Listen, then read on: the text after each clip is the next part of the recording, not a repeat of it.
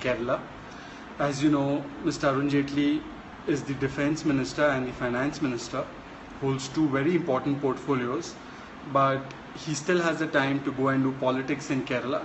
No wonder China is giving all kinds of statements and reactions against us at Doklam, and they are saber rattling, they're constantly making war cries in their editorials, and India does not have any concrete response. But that's another issue, and the competence or incompetence of Mr. Arun Jaitley as Finance Minister or Defence Minister is not what we are discussing. Mr. Arun Jaitley today went to meet the family of the victim from RSS who has been recently killed in Kerala. First of all, let us understand the background. The violence, the political violence in Kerala has claimed a lot of lives, and nobody in their right mind supports this. It's undemocratic. It is undermining rule of law. It undermines the civil political discourse that one should have in a democracy. So whether the killings are on the RSS side, or whether the killings are on the CPM side, or whether the killings are on the Congress side, and even Congress activists have been hacked and killed, nobody supports those killings. Secondly, figures reveal, and it has been put out on all important news channels, whether it's NDTV, whether it's India Today, whether it's CNN, IBN, they've all compiled the data from NCRB and police sources and have shown that there are equal number of RSS people who have been killed and an equal number of left cadres who have been killed. And the killings have been done in equal number, in equal measure by the left organizations and by the RSS BJP. So there is blood on both hands. There is blood on the hands of the left parties, there is blood on the hands of the RSS activists, BJP activists. Now when the finance minister, the union finance minister, he's not a RSS प्रचारक, वो एक भाजपा के नेता के रूप में नहीं, एक देश के वित्त मंत्री और नंबर 2 की हैसियत से अगर वो एक देश के कैबिनेट में जाते हैं किसी से मिलने केरला में, तो क्या उनकी जिम्मेदारी नहीं है? Is it not necessary for a union minister that if he reaches out to, say, the RSS victim, he should also reach out to the families of the Congress victims, the victims of the left parties, the left cadres, and other people who have been killed in political violence? Forget that. Mr. Jaitley, have you ever gone to any BJP ruled state and met the victims and the families of the victims of mob lynching who have been killed by your ideological partners, including these Gaurakshaks?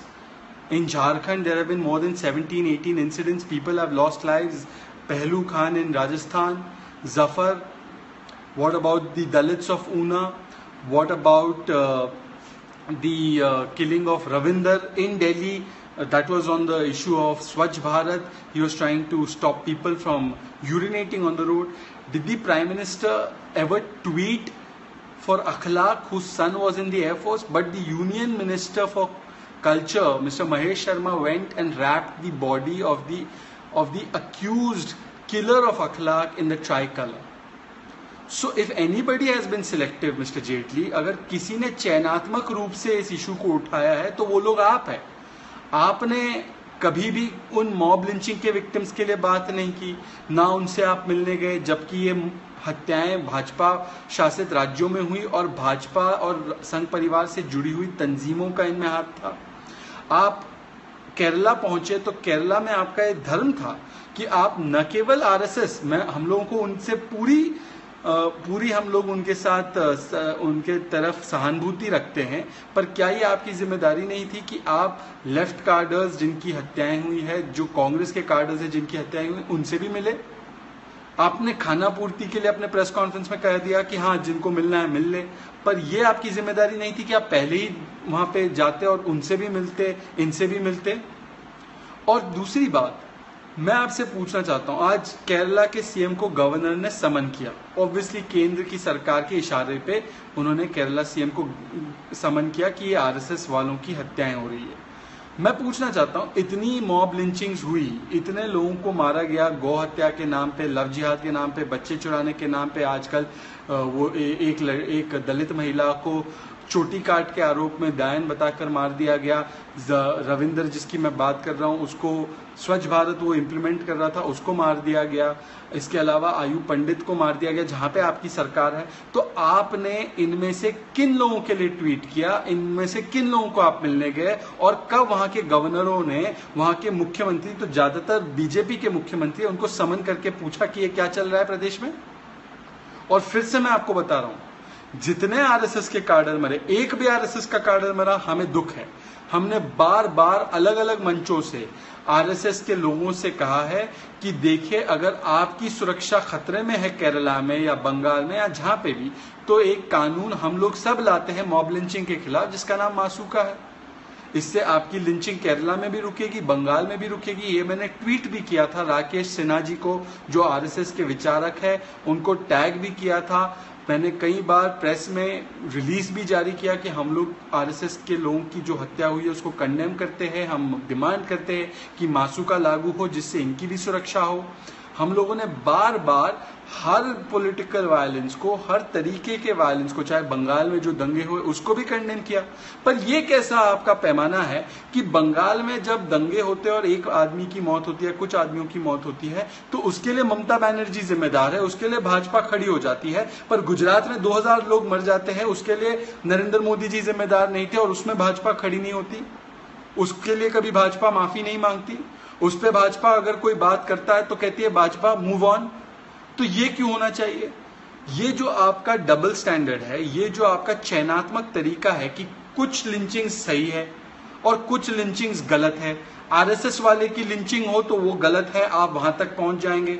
Left वाले की lynching हो तो आप बोलेंगे नहीं। गौ हत्या के नाम पे लिंचिंग हो तो आप बोलेंगे नहीं। तो ये आपका जो दोहरा चरित्र है, दोहरे मापदंड है अरुण जेटली जी, इसको आप सुधारिए। देश के लोगों से यह पूछना बंद कीजिए कि आपने एडिटोरियल क्यों नहीं लिखा, आपने नॉट इन माय नेम क्यों नहीं किया, आप अभी अवार्ड वापसी क्यों नहीं कर रहे। सरकार का रुख देखिए, सरकार का किरदार देखिए। सरकार में अगर मोदी जी है तो अखलाक के लिए उन्होंने कभी ट्वीट किया? अखलाक के बेटे के लिए कभी उन्होंने ट्वीट किया? इजराइल के मोशे के लिए उनके लिए जो है उनको जाके मिल लेते हैं। पर यहाँ पे जो हत्या हुई है, उनके बच्चों से, उनके परिवारजनों से मिलने की फुर्सत प्रधानमंत्री को नहीं है, ना आपको है। तो मुझे लगता है ये दोहरे मापदंड आपकी तरफ से है। आप अपने दोहरे मापदंडों को खत्म करें। ये जगह जगह जाकर वॉट अबाउटरी करना खत्म करें कि आपने तब क्या किया, आपने अब क्या किया। आप सरकार है, आपको सभी लोगों को देखना है। सबका साथ सबका विकास आपका नारा भी है तथाकथित, तो इसके ऊपर आप चलिए। और मुझे उम्मीद है कि अब आप जो गौ हत्या के नाम पे और जो लव जिहाद और जिस दलित महिला की आगरा में मृत्यु हुई है, उसको जिसको मारा गया है, उसकी हत्या हुई है, उन लोगों के भी घर आप जाएंगे और आप कहेंगे कि देखिए ये भाजपा शासित प्रदेश है, पर आपको इस अफवाह के नाम पे मारा गया, हम बहुत दुखी है और हमें बड़ा दर्द है और केंद्र की सरकार आपके साथ खड़ी है। मुझे उम्मीद है आप अखलाक के घर जाएंगे, मुझे उम्मीद है आप पहलू खान के घर जाएंगे। अगर नहीं जाएंगे तो इसमें आपका डबल स्टैंडर्ड दिखेगा और ये समझ में आएगा कि भारत सरकार, ये भारत की सरकार नहीं, ये बीजेपी और आरएसएस की सरकार है। आरएसएस वालों के साथ गलत होता है तो हम तो कंडेम करते हैं, आप वहां पे जाते हैं, पर दूसरों के साथ चाहे जो भी हो जाए आपको उसकी कोई चिंता नहीं है। तो ये जो है, सरकार में होते हुए ऐसा रुख आप नहीं अपना सकते। आपको सबके लिए खड़े होना है, आपको सबके लिए बात रखनी है, आपको सबके लिए इंसाफ की मांग रखनी है। मैं उम्मीद करता हूं कि आप ये करेंगे और दूसरों को उपदेश देने से बेहतर आप खुद अपने आप में कुछ सुधार लाएंगे। और मैं आपसे ये भी गुजारिश करूंगा कि डोकलाम में अभी ऐसी रिपोर्ट आ रही है कि चाइना की तरफ से ये रिपोर्ट है, आपने खंडन नहीं किया, फॉरेन अफेयर्स ने खंडन नहीं किया है, कि हमारे वहां से सैनिकों को डोकलाम से पुल आउट किया जा रहा है। तो जून में जो 400 लोग थे उसमें से घटकर अब 48 लोग हैं। क्या ये सही है? क्या चाइना के जो आज एक अखबार में छपा है कि वो एक शॉर्ट मिलिट्री एक्शन लेंगे हमें, हमारे सोल्जर्स को एक्सपेल करने के लिए डोकलाम से, तो क्या इसके लिए हमारा कोई रिस्पांस तैयार है? क्योंकि पार्लियामेंट में हम लोग कह रहे हैं कि war is not an option, restraint दिखाइए, कंस्ट्रेंट दिखाइए। आप पीस की बात कर रहे हैं। आप 2014 में जो थे, आप कहते थे कि ईंट का जवाब पत्थर से मिलेगा। फिर मोदी जी झूला झूलने लगे तो 1000 सैनिक अंदर आ गए, चाइनीज सैनिक हमारे इलाके में। अब मोदी जी जो कह रहे हैं और सरकार कह रही है कि वॉर की बात नहीं कर सकते, रिस्ट्रेंट की बात करनी है, और वहाँ से जो है एक तरीके से हमें ललकारा जा रहा है। तो वो जो एक अग्रेसिव मिलिटरिस्टिक और एक बहुत ही मस्कुलर पोस्चर जो आप ले रहे थे 2014 से पहले, अब तो आप एक भीगी बिल्ली की तरह पेश आ रहे हो। तो हमारा स्टैंड क्या है चाइना की तरफ? क्या हम अड़े रहेंगे डोकलाम में? क्या हम पुल आउट कर रहे हैं? क्या हम ईंट का जवाब पत्थर से देंगे? क्या हम लोग जो है डर चुके हैं और हम लोग जो है पैर पीछे कर रहे हैं? ये आपका सवाल नहीं है, ये हमारे देश का सवाल है। तो कृपया करके आप देश भर में राजनीति करने से बदले आप डिफेंस मिनिस्ट्री, जिसका एडिशनल चार्ज आपके पास अभी भी है, और मुझे नहीं पता क्यों हमारे पास फुल टाइम डिफेंस मिनिस्टर नहीं है, पर आप कम से कम इस पे ध्यान दीजिए कि क्या एक्सटर्नल थ्रेट्स हमें मिल रहे हैं। पाकिस्तान भी लगातार हम पे हमला कर रहा है। नोटबंदी और सर्जिकल स्ट्राइक का ज़्यादा असर हुआ है पाकिस्तान पे, ऐसा लग नहीं रहा है। अभी भी हमले हो रहे हैं, अमरनाथ यात्रियों पे हमला हो चुका है, कश्मीर की हालात बिगड़ी हुई है। तो कहीं ना कहीं एक वीक डिफेंस और फॉरेन पॉलिसी के चलते ये हो रहा है। तो आप ये इंटरनल पॉलिटिक्स को छोड़कर फॉरेन पॉलिसी, डिफेंस पॉलिसी, इस पर ज़्यादा फोकस करेंगे तो देश का भी भला होगा। और आप अपनी जो आपको जो जिम्मेदारी दी गई है, दो बड़ी अहम जिम्मेदारी दी गई है, उसका भी आप निर्वहन जो है बड़े अच्छी तरीके से कर पाएंगे। मेरी इतनी ही आपसे गुजारिश थी, इतना ही मेरा संदेश था। मुझे उम्मीद है कि आप इस संदेश को प्रधानमंत्री तक पहुंचाएंगे, क्योंकि मन की बात तो वो रोज करते रहते हैं, पर जो जन की बात है और जो काम की बात है वो आप लोगों तक पहुंच नहीं पाती।